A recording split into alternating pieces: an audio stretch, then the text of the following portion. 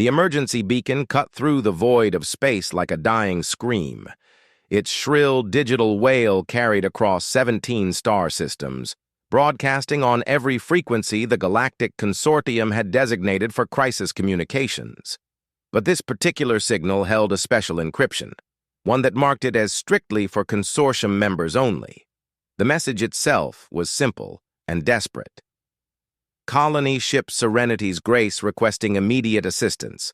Hull breach in sections 4 through 7, life support failing, approximately 800 souls aboard, including 300 younglings. Current position, Kepler 442 system, 3rd planet orbit. Please respond. What the message didn't say was equally important. It didn't mention that the Serenity's Grace carried some of the most brilliant minds in Zentari science. It didn't explain that their destination had been a carefully guarded secret for the past 2 years, and it certainly didn't reveal that the accident causing their hull breach had been anything but accidental. Captain Veleth of the merchant vessel Trader's Luck was the first to receive the transmission. Her ship's communications array picked up the signal while they were hauling a cargo of rare minerals from the Outer Rim territories. Veleth's 4 arms moved quickly across her control panel, her scaled fingers dancing over the holographic displays as she tried to pinpoint the source. "Navigation! Give me a course to those coordinates!" she called out to her crew. The response came back within moments. 12 standard days at maximum burn. Too long, far too long for anyone with failing life support. Veleth immediately forwarded the distress call to every consortium vessel within range. Her species, the Kethvar, had a saying, "In the void, all travelers are kin." It didn't matter that the Serenity's Grace wasn't one of her kind. When someone was dying in space, you helped them. The responses came back quickly, but none brought hope. The nearest consortium patrol ship was 15 days out. The closest medical vessel was even further. A few independent traders acknowledged the signal, but their ships were too small, too slow, or simply too far away to make any difference. As the hours passed, more details emerged. The Serenity's Grace had been struck by what appeared to be a meteor shower, but the damage patterns were too precise, too calculated. Someone had attacked them, someone who knew exactly where they would be and when. In the luxurious chambers of his personal flagship, Admiral Korath of the Hegemony smiled as he reviewed the tactical reports. The Zentari colony ship had been exactly where his intelligence network had predicted. The experimental weapons his engineers had developed worked perfectly, designed to look like natural impacts while delivering devastating damage. The Zentari were getting too close to breakthrough discoveries in quantum manipulation. Their research could shift the balance of power in the galaxy, and the Hegemony couldn't allow that to happen. Better to eliminate the problem while it was still contained to a single ship. Korath's species, the Vorth, had dominated this sector of the galaxy for over 3 centuries through careful planning and ruthless execution. They appeared to be model consortium members, always following the rules, always supporting peaceful cooperation between species. In reality, they had been systematically eliminating potential threats and rivals for generations. "Sir," his communications officer reported, "we're detecting multiple consortium vessels attempting to respond to the distress call. None will arrive in time." "Excellent," Korath replied, his voice carrying the satisfied purr that his species made when pleased. "Make sure our own ships maintain their current patrol routes. We cannot be seen to have been anywhere near this unfortunate accident." But there was something Korath didn't know. Something that would change everything.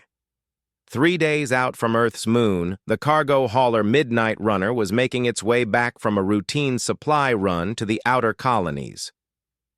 Captain Sarah Chen had been running freight for the better part of 15 years, ever since humanity had finally achieved reliable faster-than-light travel. Her ship wasn't pretty, wasn't fast, and certainly wasn't military grade, but it was solid and dependable. The Midnight Runner's communications array wasn't supposed to pick up consortium frequencies. Humanity had only recently made contact with the galactic community, and they weren't yet members of any major organizations. Most alien species still considered them an unknown quantity, potentially dangerous newcomers from a world so harsh that it had forged them into something the galaxy had never seen before. But Sarah's communications officer, a former military specialist named Marcus Webb, had made some unofficial modifications to their equipment. He claimed it was just to monitor emergency frequencies in case any human vessels got into trouble in areas where official help might be slow to arrive. Sarah had chosen not to ask too many questions about exactly how he'd acquired those modifications. "Captain, you need to hear this," Marcus called out from his station. His face was grim as he transferred the audio to the bridge speakers. Sarah listened to the Zentari distress call, her expression growing darker with each word. 800 people, 300 children, life support failing. "Where are they?" she asked quietly. "Kepler 442 system. Hold on." Marcus's fingers flew over his console, running calculations. "We're 4 days out at maximum burn, but Captain, this is a consortium emergency frequency. We're not supposed to even be monitoring it, let alone... Are there any consortium ships that can reach them in time?" Marcus checked the ongoing communications traffic, monitoring the various response acknowledgments. "No, ma'am. Closest one is 12 days out, and that's if everything goes perfectly." Sarah stared at the star chart displaying on the main screen. 4 days. They could make it in 4 days. It would be tight. The Midnight Runner wasn't built for emergency response, and they'd have to push her engines harder than she'd ever been pushed before. But they could make it. "Captain," her engineer spoke up from the back of the bridge. Janet Torres had been with Sarah for 8 years, and she could read her captain's thoughts. "I can give you 4 days at maximum burn, but I'll need to bypass about half our safety protocols. We'll be running on the edge of a complete engine failure the entire time." "And when we get there?" Sarah asked. "Do we have anything that can help them?" Marcus pulled up the Midnight Runner's technical specifications. "We've got emergency life support pods, enough for maybe 50 people. We've got basic medical supplies, and we've got cargo space for about 200 if we dump everything we're carrying." Sarah did the math in her head. 800 people. They could evacuate maybe 250 if they pushed everything to the absolute limit. It wasn't enough. It wasn't nearly enough. But it was something. "Plot a course for Kepler 442, she ordered. "Maximum burn. And Marcus, send a message to Earth. Let them know what we're doing." "Captain, we could get in serious trouble for interfering in consortium affairs," Marcus warned. "Humanity is still trying to establish diplomatic relations. If we screw this up..." Sarah cut him off with a look. "Marcus, there are 300 children on that ship. I don't care what the politicians say about diplomatic relations. We're the only ship that can reach them in time, so we're going to reach them." The Midnight Runner's engines roared to life with a force that shook the entire ship. Emergency systems activated as Janet pushed the power output far beyond normal operational limits. The ship groaned and creaked as it accelerated toward maximum velocity, but it held together. As Earth fell away behind them, Sarah found herself thinking about the stories her grandfather used to tell. He'd served in the old Earth military, back when humans still fought each other instead of exploring the stars. He always said that when someone was in trouble, you helped them. It didn't matter if they were your allies, your enemies, or complete strangers. When someone was dying, you helped them. The galaxy was about to learn that humans took that philosophy very seriously. Meanwhile, aboard the Serenity's Grace, Chief Engineer Thaxon watched his displays with growing despair. The ship's hull breaches were worse than they'd initially reported. Life support wasn't just failing, it was collapsing completely. They had maybe 6 days before the atmospheric processors shut down entirely. The emergency beacon continued its automated broadcast, but the responses they'd received offered little hope. The consortium ships were too far away. The independent traders didn't have the capacity to help. Thaxon had begun making the horrible calculations, deciding which sections of the ship they would seal off first, which groups of passengers they would have to abandon to save the others. The younglings would be prioritized, of course. The elderly would understand. The research teams might object, but their protests wouldn't matter when the air ran out. But then something changed. Their communications officer detected a new signal, one that wasn't coming from any consortium frequency. The transmission was oddly formatted, using mathematical constants instead of standard galactic language protocols. It took their translation computers several minutes to decode the message. When they finally did, every member of the bridge crew stopped what they were doing. "This is Captain Sarah Chen of the Earth vessel Midnight Runner. We have received your distress call and are en route to your position. Estimated arrival time, 4 days. We have limited evacuation capacity, but we're bringing everything we have. Hold on, we're coming." First Officer Yelani looked up from her console with confusion, clear in her large, dark eyes. "Sir, I'm not familiar with this Earth designation. Is it a consortium world?" Thaxon checked the galactic databases, his heart sinking as he read what little information was available. Earth, Sol system, recently contacted species, non-consortium members, status, unaffiliated. Warning tags in the database marked them as potentially dangerous, death world origin. "They're not consortium," Thaxon said slowly. "They're something else. Newcomers from a world the databases classify as extremely hazardous." "Should we refuse their assistance?" Yelani asked uncertainly. Thaxon looked around his bridge. Emergency lighting cast everything in a sickly red glow. The air tasted of recycled fear and failing systems. In the distance, he could hear the sound of children crying as their parents tried to explain why the lights kept flickering. "No," he said firmly. "We accept any help we can get." He had no idea that his decision would change the course of galactic history forever. The Midnight Runner dropped out of faster-than-light travel with a violent shudder that sent sparks flying from control panels across the bridge.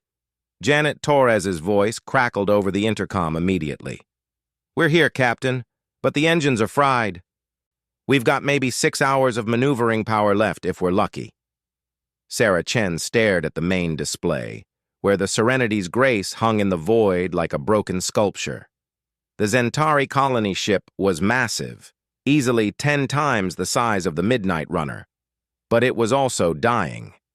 Atmosphere vented from 3 major hull breaches, creating ghostly streams of ice crystals that caught the distant starlight. Emergency beacons flickered along its hull like dying fireflies. "Marcus, open a channel," Sarah ordered. "Let them know we're here."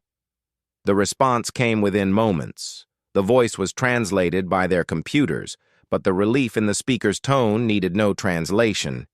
"Human vessel, this is Chief Engineer Thaxon of the Serenity's Grace. We cannot express our gratitude that you have come. But I must warn you, our situation is far worse than our initial transmission indicated." Sarah had suspected as much from the visual assessment. "We're here to help however we can. What's your current status?" The details that followed painted a grim picture. The ship's primary life support would fail completely within 18 hours. Secondary systems were already offline. The hull breaches couldn't be sealed from the inside because the damage had destroyed the internal repair systems. And worst of all, the ship's evacuation pods had been among the first casualties of the attack. "Attack?" Sarah interrupted. "Your distress call mentioned a meteor impact." There was a long pause before Thaxon responded. "The damage patterns. They were too precise for natural impacts. Someone wanted us dead, Captain. Someone who knew exactly where we would be." Sarah exchanged glances with her crew. This was getting complicated fast. Not only were they dealing with a rescue operation, but they were potentially walking into the middle of someone else's war. "Understood. Stand by while we assess our options." Sarah called for a quick conference with her senior staff. The numbers were brutal and simple. 800 Zentari, including 300 children. The Midnight Runner could evacuate perhaps 250 people if they stripped out everything non-essential and packed them in like cargo. Even then, it would be a miserable journey for everyone involved. There has to be another option, Sarah muttered, studying the technical readouts of the Zentari ship. We can't just leave 500 people to die. Marcus looked up from his console, where he'd been monitoring galactic communications traffic. Captain, there's something else. I'm picking up a hegemony patrol fleet about 2 days out. They're maintaining radio silence, but their trajectory puts them on an intercept course with this system. The hegemony, Janet spat. She'd had some unpleasant encounters with their ships during her military service. They're probably the ones who did this in the first place. Sarah studied the display showing the approaching fleet. 6 ships, all military grade. If they were responsible for the attack on the Serenity's Grace, they certainly wouldn't want any witnesses left alive, and that included any human rescuers who happened to be in the wrong place at the wrong time. How long until they get here? She asked. 47 hours, give or take. Sarah ran the calculations in her head. Even if they started evacuations immediately, they'd never get everyone off before the hegemony arrived. And once those ships showed up, the survivors wouldn't survive much longer. Janet, what would it take to get their ship moving again? The engineer looked at Sarah like she'd suggested they try to move a mountain. Captain, that ship masses about 50 times what we do. Its engines are completely offline. Even if we could somehow jumpstart their power systems, we don't have the technical knowledge to operate Zentari technology. But what if we didn't need to operate it? What if we just needed to push it? Understanding began to dawn on Marcus's face. Captain, you're not seriously considering the gas giant, Sarah interrupted, pointing at the massive planet dominating the system's orbital display. It's got dozens of moons, and several of them are in the habitable zone.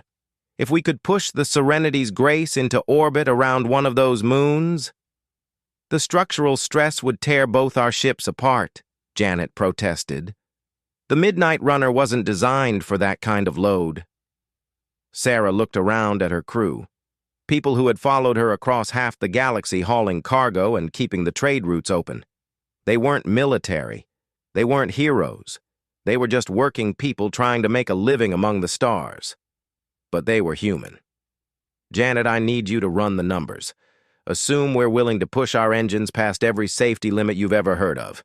Marcus, I need you to contact the Serenity's Grace and explain what we're thinking. And I need both of you to understand something. If we try this and fail, we all die together. If we don't try it, 500 people die for certain. The next hour was a flurry of desperate calculations and increasingly creative engineering solutions. Janet worked with the Zentari engineering teams to figure out how to physically connect the two ships. Marcus coordinated with Thaxon to identify which of the gas giant's moons would be most suitable for an emergency landing. The plan that emerged was insane by any reasonable standard. The Midnight Runner would dock with the Serenity's Grace using improvised magnetic clamps. They would then fire their engines at maximum power, essentially turning both ships into a single, unwieldy projectile aimed at one of the moons. The good news, Janet reported, is that the moon they've picked has a breathable atmosphere and reasonable gravity. The bad news is that we'll be coming in too fast to land safely. We'll have to use the Zentari ship's mass as a brake and hope we don't kill everyone in the crash. What are our odds? Sarah asked. Janet was quiet for a long moment. If everything goes perfectly, maybe 30%. And if we do nothing, 0%. Sarah activated the ship-wide communication system. This is the captain. In about 6 hours, we're going to attempt something that our insurance company would definitely not approve of. We're going to try to save 800 people by doing something completely crazy and dangerous. Anyone who wants to object to this plan should speak up now. The response came from her engineer. Captain, with respect, we didn't follow you out here to play it safe. Similar sentiments echoed from the rest of the crew. Sarah felt a familiar tightness in her chest, the same feeling she'd had during her first solo cargo run, when everything depended on her decisions and there was no one else to blame if things went wrong. The docking operation took 3 hours and nearly killed them twice. The Zentari ship was larger than anything the Midnight Runner had ever attempted to dock with, and its damaged hull made the process even more dangerous. Twisted metal and debris threatened to tear holes in the smaller ship's hull as they maneuvered into position. Finally, with magnetic clamps straining under loads they were never designed to handle, the two ships were locked together. Sarah looked at the impossible sight on her display, her tiny cargo hauler attached to the massive colony ship like a remora on a whale. "All stations, prepare for acceleration," she announced. "Janet, give me everything the engines have." The Midnight Runner's engines screamed to life with a sound that seemed to come from the ship's very soul. The acceleration began slowly, almost imperceptibly, but gradually the massive bulk of the Serenity's Grace began to move. On the Zentari ship's bridge, Thaxon watched in amazement as his external cameras showed the small human vessel pushing them through space. The engineering readouts were incredible. The Midnight Runner was generating more power per ton than any ship in the consortium fleet. "How are they doing this?" Yelani whispered. Thaxon checked the databases again, reading more carefully this time. Earth. Classified as a Class 12 death world, a planet so dangerous that most galactic species couldn't survive there for more than a few hours. Gravity 1.3 times galactic standard. Atmospheric composition with dangerously high oxygen levels. Weather systems that regularly generated continent-destroying storms. And that was just the environment. The biological survey data was even more startling. Humans had evolved in competition with predators that could kill them with a single bite. They had developed persistence hunting techniques that involved chasing prey until it collapsed from exhaustion. Their bodies could function in atmospheric conditions that would be toxic to most species, and their technology reflected their origins. Where other species built ships with comfort and safety in mind, humans built them to survive in the harshest environments imaginable. The Midnight Runner wasn't pushing the Serenity's Grace because it was particularly advanced. It was doing it because human ships were built by a species that didn't really understand the concept of safe limits. The acceleration continued for 8 agonizing hours. Both ships groaned and creaked under stresses they were never meant to endure. On the Midnight Runner, Janet worked frantically to keep the engines from destroying themselves, while Marcus monitored their trajectory to make sure they didn't miss their target moon entirely. When they finally reached their destination, both ships were falling toward the moon's surface at a speed that would have been suicidal under normal circumstances. But Sarah had one more card to play. "Janet, I need you to detach us from the Zentari ship and fire retro thrusters on my mark. We're going to use the Serenity's Grace as our brake." What followed was the most complex piece of space navigation anyone on either ship had ever attempted. The Midnight Runner detached from the colony ship and immediately began firing its engines in reverse, using its thrust to slow the larger vessel's descent. At the same time, the Serenity's Grace used its remaining maneuvering thrusters to adjust their angle of approach. They hit the moon's atmosphere at nearly twice the recommended entry speed. Both ships began to glow cherry red as friction tore at their hulls. Sarah watched the altitude readings dropping with terrifying speed, while Janet somehow kept the engines running despite temperatures that should have melted half their systems. The surface of the moon rushed up toward them with what seemed like impossible speed. At the last possible moment, both ships' emergency landing systems activated, deploying parachutes and retro rockets that probably saved them from complete annihilation. The Serenity's Grace hit the ground first, its massive hull carving a furrow through the alien landscape for nearly 2 kilometers before finally coming to rest against a range of low hills. The Midnight Runner landed less gracefully, bouncing twice before skidding to a stop about a kilometer away. For several long minutes, both ships lay silent on the surface of an alien world, their crews too stunned to speak. Then Sarah's voice crackled over the communications system. "All hands report status, and somebody please tell me we're all still alive." The responses came back slowly but steadily. Minor injuries, major equipment damage, but no casualties on either ship. 800 Zentari and 6 humans had just survived what should have been certain death. But their troubles were far from over.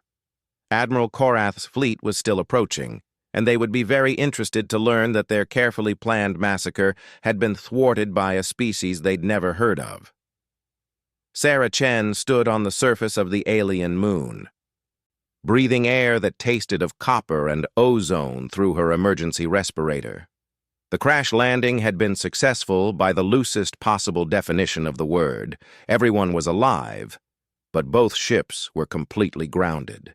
The Serenity's Grace looked like a metal mountain range against the horizon, while the Midnight Runner sat nearby with its hull cracked in 3 places.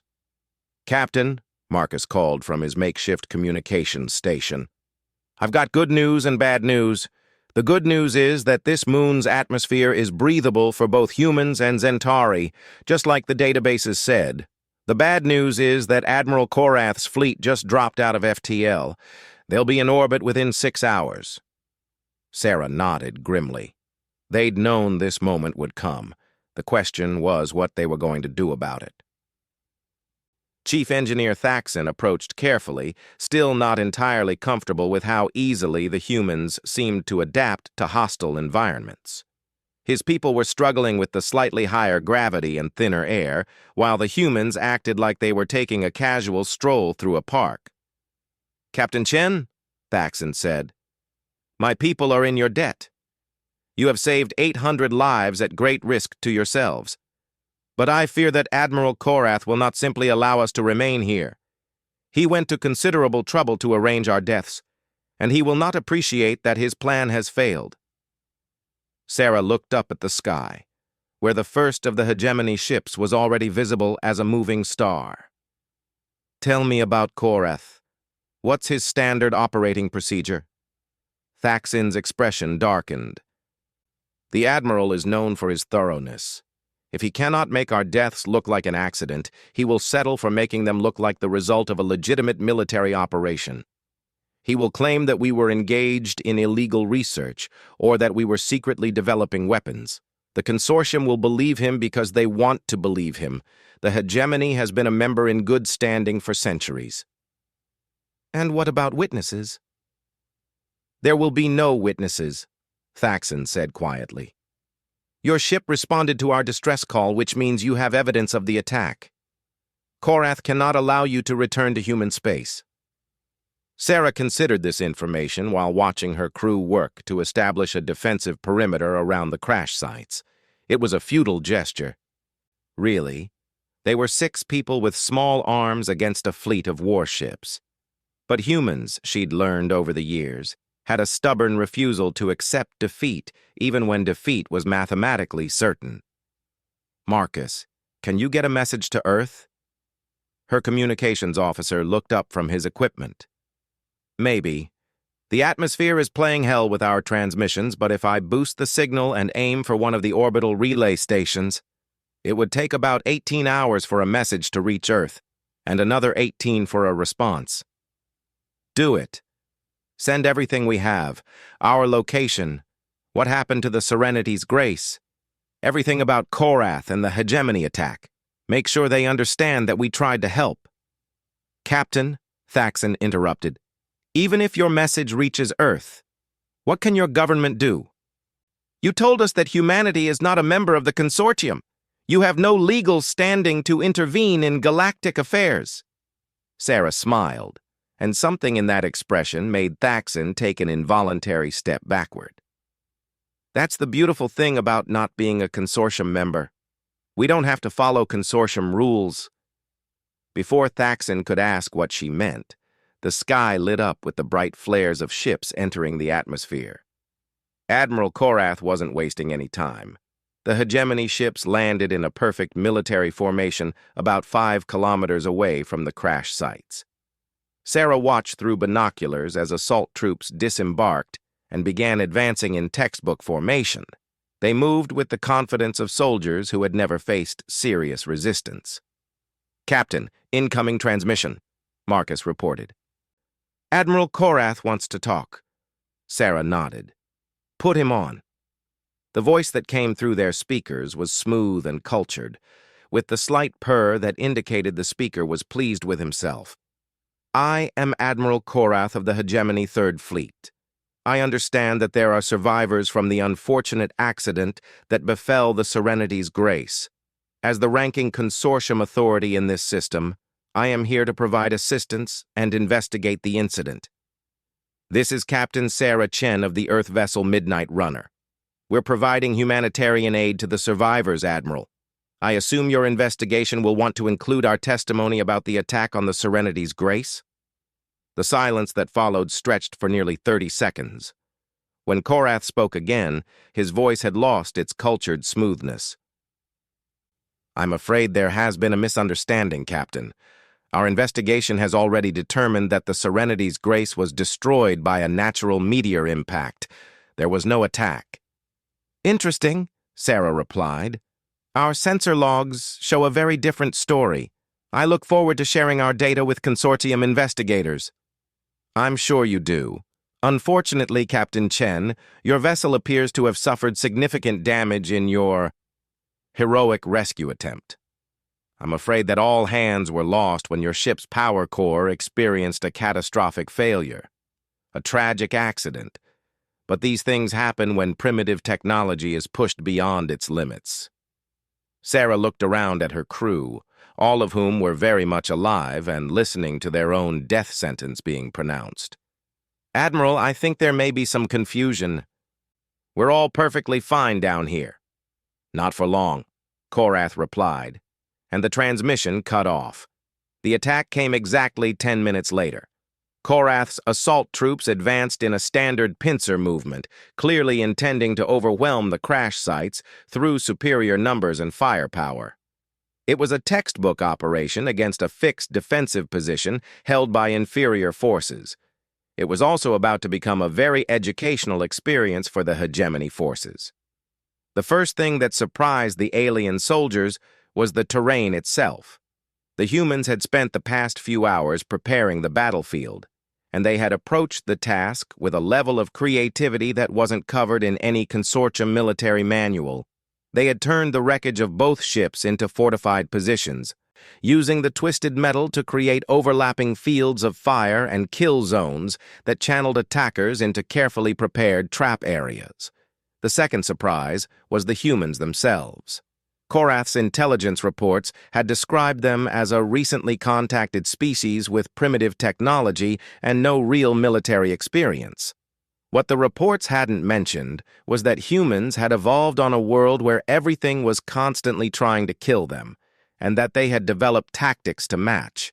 Janet Torres had been a combat engineer before she joined the Midnight Runner's crew, and she had spent the last few hours turning the crash site into something that would have made her old drill sergeants proud. Every approach was mined with improvised explosives made from ship components.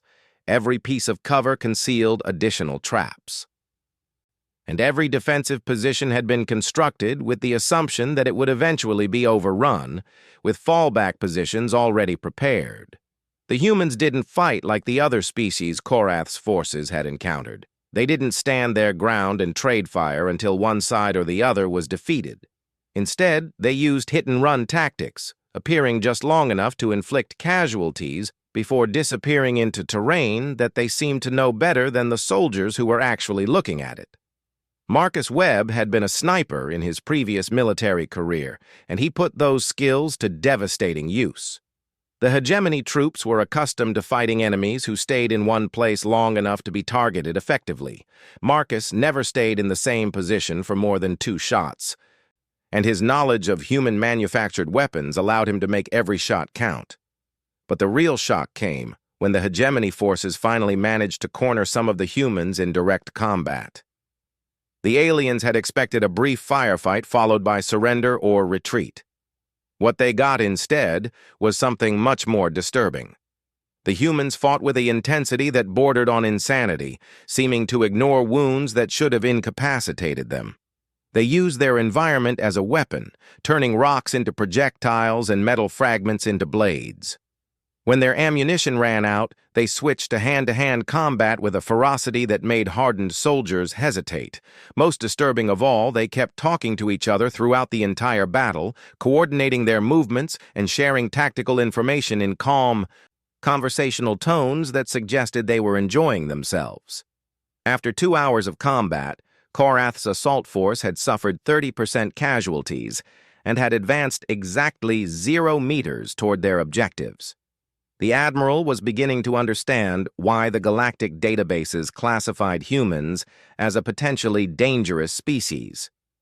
"Sir," his tactical officer reported, "our ground forces are requesting permission to use heavy weapons against the defensive positions." Korath considered this option. Heavy weapons would certainly eliminate the human resistance, but they would also leave evidence of a military operation that would be difficult to explain away.